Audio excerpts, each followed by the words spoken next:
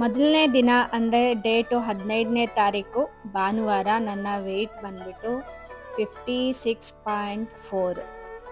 Time ಬಂದು 9 ಗಂಟೆ, ಅಂದರೆ ಎದ್ದಿದ್ದೇ ಲೇಟು. ಫಸ್ಟ್ ನಾನು ಎದ್ದು ವಾಶ್ರೂಮ್ ಅಟೆಂಡ್ ಮಾಡಿ ಚೆಕ್ ಮಾಡ್ಕೊಂಡಿರೋ ವೆಯ್ಟು. ಅದಾಗಿ ಎರಡನೇ ದಿನಕ್ಕೆ ಅಂದರೆ 17ನೇ ತಾರೀಕು ಟ್ಯೂಸ್ಡೇ ನನ್ನ ವೆಯ್ಟ್ 55.55. ಸೊ 2 ದಿನದಲ್ಲಿ ನಾನೇನು ಡಯಟ್ ಮಾಡಿದೆ, ಹೇಗೆ ವೆಯ್ಟ್ ರೆಡ್ಯೂಸ್ ಮಾಡಿದೆ, ಆ ಡಯಟ್ನ ತೋರಿಸ್ತೀನಿ. Welcome to my channel. ನಾನು ನಿಶಾ. ಸೊ ಈ ವೆಯ್ಟು ನಾನು ಯಾವಾಗಲೂ ಒಂದು 54-55ರಲ್ಲಿ ಇರ್ತೀನಿ.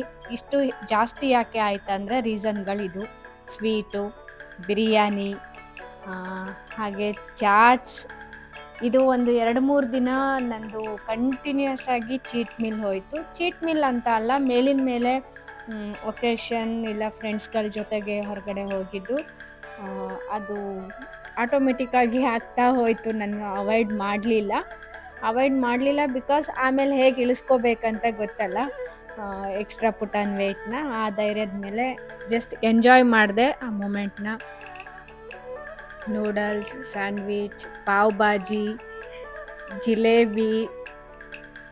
ಸಂಡೆಯಿಂದ ನಾನು ಡಯಟಲ್ಲಿದ್ದೆ, ಆದ್ರೂ ಮಂಡೇ ಒಂದು ಸಣ್ಣ ಮತ್ತೆ ಚೀಟ್ ಆಯಿತು. ಅವತ್ತು ಆಫೀಸ್ ಕಡೆಯಿಂದ ಸ್ವೀಟ್ ಬಾಕ್ಸ್ ಬಂತು, ಆ ಸ್ವೀಟನ್ನು ತಿಂದೆ. Still I manage to reduce 900 gram, ಒಂದು ಹೆಚ್ಚು ಕಡಿಮೆ 1 kg ಅಷ್ಟು ಇಳಿಸಿದ್ದೀನಿ. ಸೊ ಡಯಟ್ ಹಿಂಗಿತ್ತು. ಫಸ್ಟ್ ಮಾರ್ನಿಂಗ್ ಡ್ರಿಂಕು ಇದು ಕುಂಬಳಕಾಯಿ ಜ್ಯೂಸು. ಅದಾದಮೇಲೆ ಒಂದು 2-3 ಸ್ಪೂನಷ್ಟು ನೆಲ್ಲಿಕಾಯಿ ಜ್ಯೂಸು. ಇದಕ್ಕೆ ನೀರು ಹಾಕಿಲ್ಲ ನಾನು, ಕಾನ್ಸಂಟ್ರೇಟೆಡ್ ಹಾಗೆ ಕುಡಿದೆ. ಇದಾದಮೇಲೆ ಬ್ರೇಕ್ಫಾಸ್ಟಿಗೆ ಬಂದು ಕಿಚಡಿ. ಇದ್ರ ರೆಸಿಪಿ ಆಲ್ರೆಡಿ ಚಾನಲಲ್ಲಿ ಇದೆ. ಮಧ್ಯಾಹ್ನ ಒಂದು 12 ಗಂಟೆ ಹಾಗೆ ನಾನು ರಾ ಫ್ರೂಟ್ಸ್ ಮತ್ತು ವೆಜಿಟೇಬಲ್ಸ್ ತಿಂದಿದ್ದೀನಿ. ಮಧ್ಯಾಹ್ನದ ಊಟಕ್ಕೆ ರಾಗಿ ರೊಟ್ಟಿ, ಇದರಲ್ಲಿ ತರಕಾರಿ ಎಲ್ಲ ಹಾಕಿ ಮಾಡ್ಕೊಂಡಿರುವಂಥದ್ದು, ಮೊಸರು ಜೊತೆಗೆ ತಿಂದಿದ್ದೀನಿ. ಸಂಜೆ ಡ್ರೈ ಫ್ರೂಟ್ಸ್ ತಿಂದಿದ್ದೆ, ಅದು ಪಿಕ್ ತಗೊಂಡಿಲ್ಲ. ರಾತ್ರಿಗೆ ನಾನು ಒಂದು 1/4 ಭಾಗದಷ್ಟು ಕುಂಬಳಕಾಯಿ ಅಲ್ಲ, ಇದು ಸೋರೆಕಾಯಿ, ಕರಿಬೇವು ಮತ್ತು ಮೊಳಕೆ ಕಾಳು, ಇದಿಷ್ಟನ್ನು ನಾನು ಹಾಕಿ ಬೇಯಿಸ್ಕೊಂಡಿದ್ದು. ಖಾಲಿ ಆ ಬೇಯಿಸಿದ ನೀರು ಮಾತ್ರ ನಾನು ಕುಡಿದಿದ್ದೀನಿ. ಈ ಬೇಯಿಸುವಾಗ ನಾನು ಉಪ್ಪು ಕೂಡ ಹಾಕಿಲ್ಲ, ಖಾಲಿ ಆ ತರಕಾರಿ ನೀರನ್ನು ಕುಡಿದಿದ್ದೀನಿ. ತರಕಾರಿನ ನಾನು ನೆಕ್ಸ್ಟ್ ಡೇ ಮಾರ್ನಿಂಗ್ ಮತ್ತು ತಿನ್ನಲಿಕ್ಕೆ ಯೂಸ್ ಮಾಡ್ಕೊಳ್ತೀನಿ. ಸೊ 2 ದಿನ ಡಯಟಲ್ಲಿ ನಾನು ತರಕಾರಿ ತಿಂದಿರೋದು, ಬೇಯಿಸಿರೋ ನೀರನ್ನಷ್ಟೇ ಕುಡಿದಿದ್ದೆ. ಸೊ ಈ ಥರ ಡಯಟಲ್ಲಿ ನಾನು 2 ದಿನದಲ್ಲಿ 1 kg ಇಳಿಸ್ಕೊಂಡಿದ್ದೀನಿ. ಈ ಡಯಟನ್ನು ಫಾಲೋ ಮಾಡಿದರೆ ತಿಂಗಳಲ್ಲಿ 10 kg ಆರಾಮಾಗಿ ಇಳಿಸ್ಕೋಬೋದು.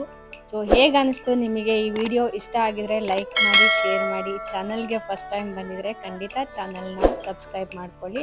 ಅದರಿಂದ ನನಗೂ ಕೂಡ ಖುಷಿಯಾಗುತ್ತೆ, ಮೋಟಿವೇಶನ್ ಸಿಗುತ್ತೆ ಇನ್ನೂ ಹೆಚ್ಚಿನ ಎಕ್ಸ್ಪೆರಿಮೆಂಟ್ ಮಾಡಲಿಕ್ಕೆ, ಅದು ನಿಮ್ಮ ಜೊತೆ ಶೇರ್ ಮಾಡಲಿಕ್ಕೆ. Thanks for watching. ಮತ್ತೆ ಸಿಗ್ತೀನಿ. Take care. ಬಾಯ್.